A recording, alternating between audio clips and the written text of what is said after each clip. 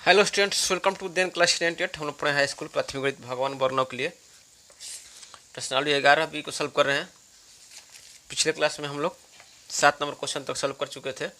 8वां question 8 से आगे पढ़ेंगे इस क्लास में।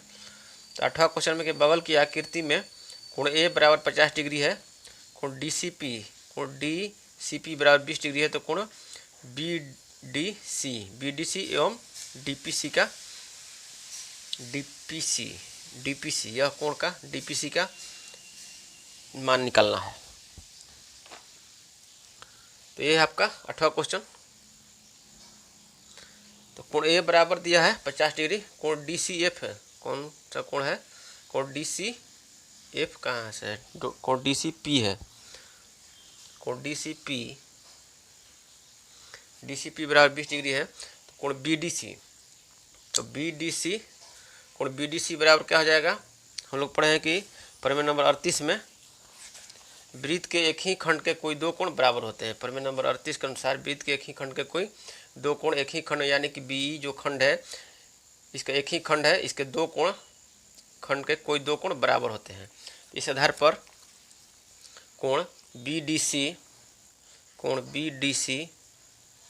जो कि ज्ञात करना है, कोण BDC बराबर हो जाएगा कोण BAC बराबर हो जाएगा कोण BAC बराबर हो जाएगा 50 डिग्री, क्योंकि वृत्त के एक ही खंड BC के एक ही खंड जो BC है, एक ही खंड के दो कोण हैं, एक ही खंड के ये दो कोण हैं BAC और BDC।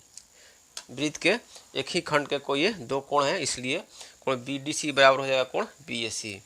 प्रमेय नंबर 38 के अनुसार यहाँ पर लिख देंगे क्वेश्चन में, वृत्त के एक ही खंड के दो कोण हैं ये दोनों। इस आधार पर कोण BDC बराबर हो गया 50 डिग्री। अब कोण DPC का मान ज्ञात करना, कोण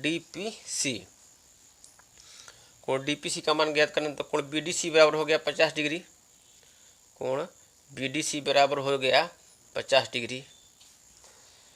तो इसलिए कोण जो होगा ये कोण BDC और कोण CDP, कोण BDC और कोण CDP जो है क्या है, एक रैखिक युग्म है, रैखिक युग्म बना रहे हैं। तो रैखिक युग्म अभिगिरी से दोनों कोणों का जो क्या होगा 180 डिग्री, इसलिए यहाँ पर लिख देंगे चूँकि कोण BDC प्लस कोण CDP प्लस कोण CDP बराबर हो जाएगा 180 डिग्री। क्यों हो जाएगा, क्योंकि यह रैखिक युग्म है। और रैखिक युग्म अभिगृहित से क्या होता है कि रैखिक युग्म अभिगृहित में क्या था कि यदि कोई किरण किसी रेखा पर आधारित हो तो इस प्रकार बने दो आसन कोणों का योग 180 डिग्री होता है। ठीक है, तो इस आधार पर कोण BDC प्लस कोण CDP बराबर हो गया 180 डिग्री। कोण BDC कितना है यहाँ से ज्ञात किया है, कितना 50 डिग्री, 50 प्लस कोण CDP बराबर हो जाएगा 180 डिग्री। इसलिए कोण CDP बराबर हो जाएगा 180 माइनस 50 बराबर हो जाएगा 130 डिग्री। 130 डिग्री हो गया।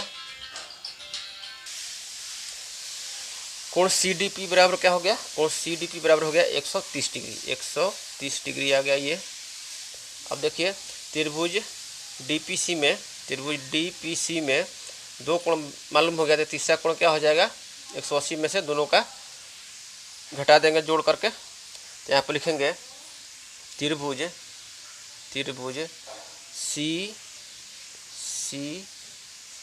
CDP में त्रिभुज के तीनों कोणों का योग क्या होता है, प्रमेय नंबर 8 के अनुसार त्रिभुज के तीनों कोणों का योग 180 डिग्री होता है। प्रमेय नंबर 8 था त्रिभुज चैप्टर में, हम लोग पढ़े थे। त्रिभुज के तीनों कोणों का योगफल 180 डिग्री होता है। ठीक है, ये प्रमेय नंबर 8 के अनुसार क्या हो जाएगा, त्रिभुज CDP में तीनों कोणों का योगफल 180 डिग्री हो जाएगा। इसलिए कोण DPC हमको जो ज्ञात करना है, कोण DPC बराबर हो जाएगा 180 डिग्री माइनस कोण CDP प्लस में कोण DCP, यहाँ कौन सा कोण दिया है प्लस कोण DCP, तो बराबर हो जाएगा 180 माइनस ये दोनों हो जाएगा 130 और 20, 130 प्लस 20 150 बराबर हो जाएगा 30 डिग्री। 30 डिग्री। तो ये आपका आंसर हो गया एक कोण डीपीसी जो निकालना है, कोण डीपीसी हो गया 30 डिग्री, कोण डीपीसी आपका हो गया 30 डिग्री और कोण बीडीसी बराबर हो गया 50 डिग्री। तो यहाँ पर लिख देंगे, अतः नीचे में लिख देंगे, अतः कोण जो है हम लोग क्या क्या ज्ञात कर लिए, कोण बीडीसी जो कि ज्ञात करना था, कोण बीडीसी बराबर आ गया 50 डिग्री, यहाँ से कोण बीडीसी बराबर 50 डिग्री और कोण डीपीसी, यहाँ पर कोण डीपीसी है, कोण डीपीसी बराबर क्या आ गया 180 माइनस 130 प्लस 20, तो यहाँ पर हो गया 30 डिग्री। कोण डीपीसी बराबर हो गया 30 डिग्री। इस तरह से 8 नंबर क्वेश्चन हम लोग सॉल्व कर लिए। 9 नंबर क्वेश्चन देखते हैं।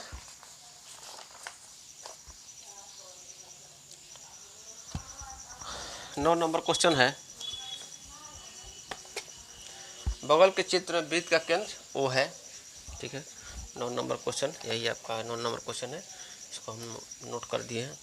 बगल के चित्र में वृत्त का केंद्र O है, कोण BAC बराबर 30 डिग्री है, तो नीचे दिए गए कोणों की माप लिखे। तो कोण BOC निकालना है और कोण CDE निकालना है। ठीक है, तो पहला लिखेंगे A, तो कोण BOC बराबर क्या हो जाएगा, कोण BOC किस चाप द्वारा बनाया गया है, कोण BOC BC द्वारा बनाया गया है, BC द्वारा।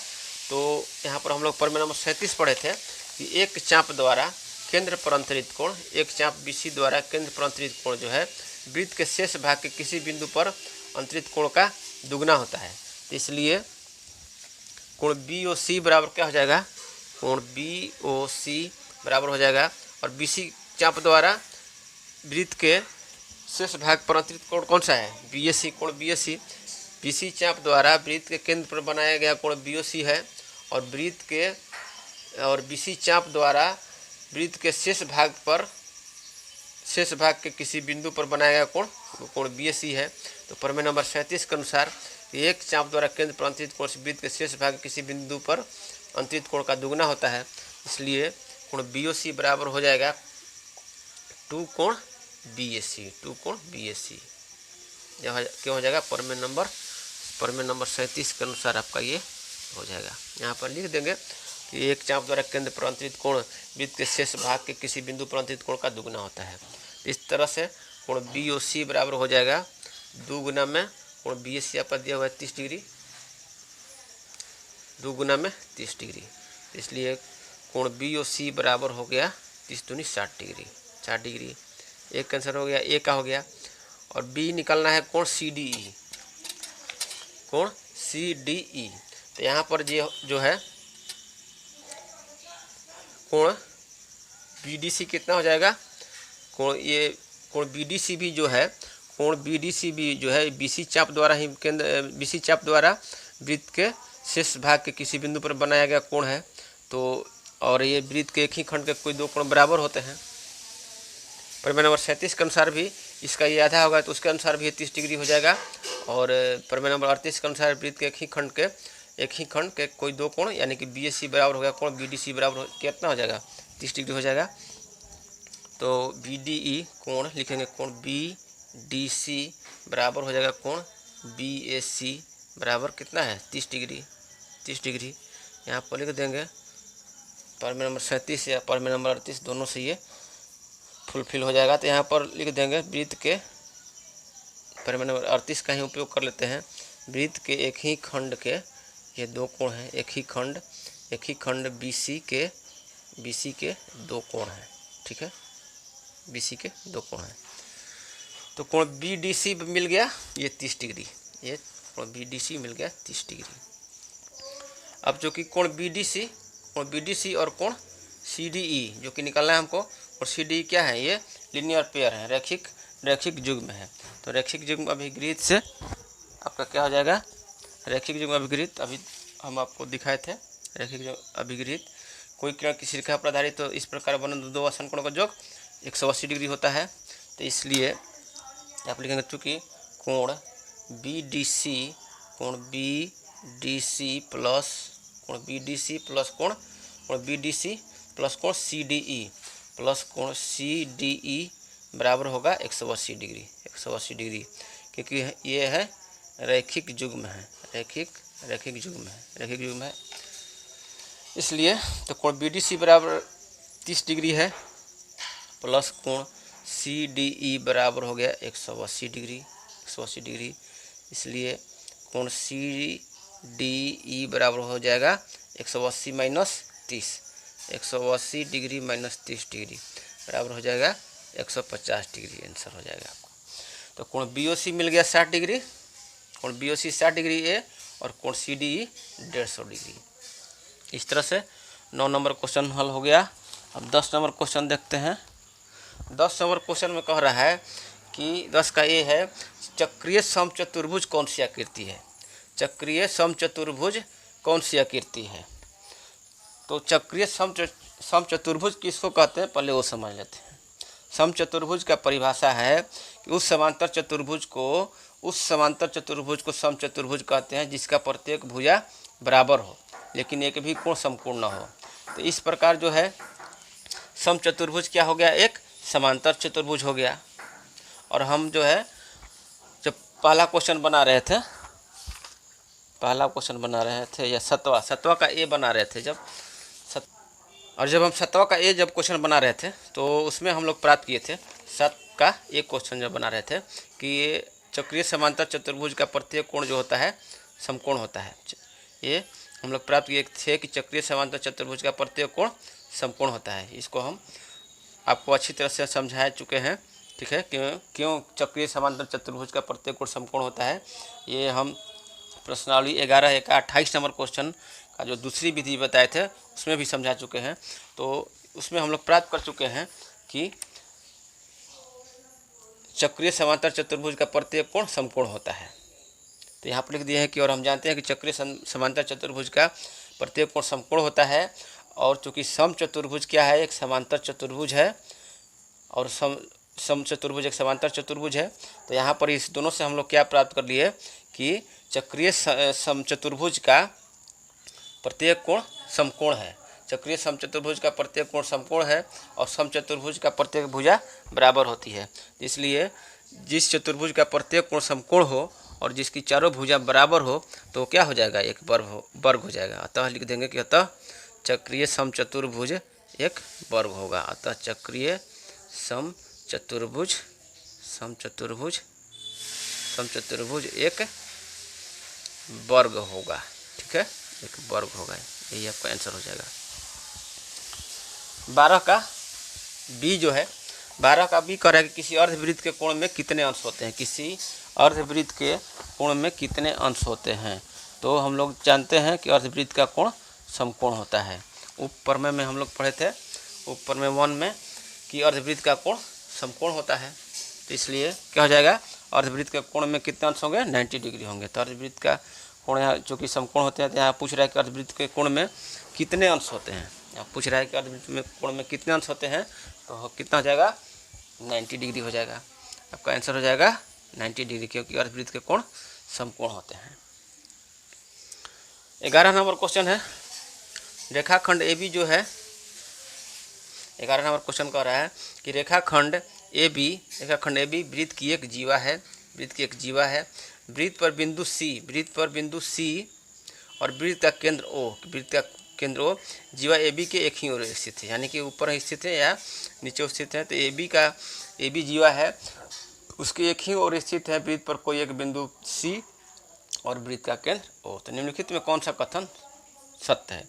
तो यहाँ पर दीर्घ वृत्तखंड में कोण बना है। तो दीर्घ वृत्तखंड में बना कोण क्या होता है, न्यून कोण होता है।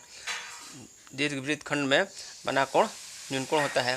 तो कोण ए सी बी बराबर क्या हो जाएगा, 90 डिग्री से छोटा होगा, 90 डिग्री से छोटा होगा। तो इसलिए तीसरा ऑप्शन सही हो जाएगा, कोण A C B less than 90 degree. 12 में क्वेश्चन है, 12 नंबर क्वेश्चन है, आपका 11 हो गया।